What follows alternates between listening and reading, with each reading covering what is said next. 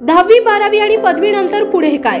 वैद्यकीय क्षेत्रातील करिअर घडवणारे आणि 100% रोजगार आणि व्यवसाय मिळवून देणारे पॅरामेडिकल कोर्सेस करूया।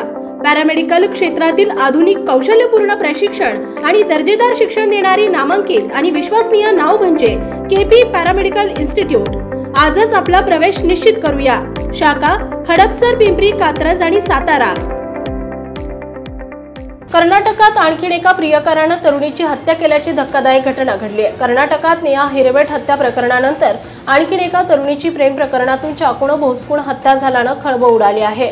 बुधवारी पहाटे 23 वर्षीय तरुणाने 21 वर्षाच्या तरुणीला घरात घुसून चाकूने भोसकले, तुझंही हाल नेहा हिरेमठ सारखं होईल असं धमकी त्याने दिली होती। पोलिसांनी दिलेल्या माहितीनुसार आरोपी सकाळी 5:30 वाजता मुलीच्या घरात घुसला आणि झोपेतच तिच्यावर हल्ला केला। मुलीला काही कळण्याआधीच तिच्यावर जीवघेणा हल्ला झाला होता। तोपर्यंत तिचे कुटुंबीय आले आणि त्यांनी तरुणाला रोखण्याचा प्रयत्न केला, मात्र यानंतरही त्याने चाकूने वार केले। मुलीचा पाठलाग करून निर्गुण हत्या केली। इतकंच नाही तर हत्या करून तो पळून गेला।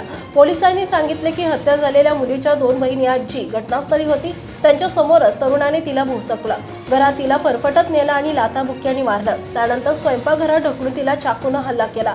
वेंडीगिरी पोलीस स्टेशनच्या हद्दीत वीरपुरा ओणी भागात ही घटना घडली आहे। खून करणाऱ्या तरुणाचं नाव विश्वा असून त्याला गिरीश नावानेही ओळखलं जातं। गिरीशचं अंजलीवर प्रेम होतं, तो तिला ब्लॅकमेल करत होता। आईवडिलांना न सांगता म्हैसूरला जाण्यासाठी तो दबाव टाकत होता अशी माहिती समोर येते। महाराष्ट्रातील ताज्या आणि महत्त्वपूर्ण बातम्या पाहण्यासाठी आजच आमच्या रॉयल मीडिया न्यूज चॅनलला सबस्क्राइब करा आणि बेल आयकॉन प्रेस करा।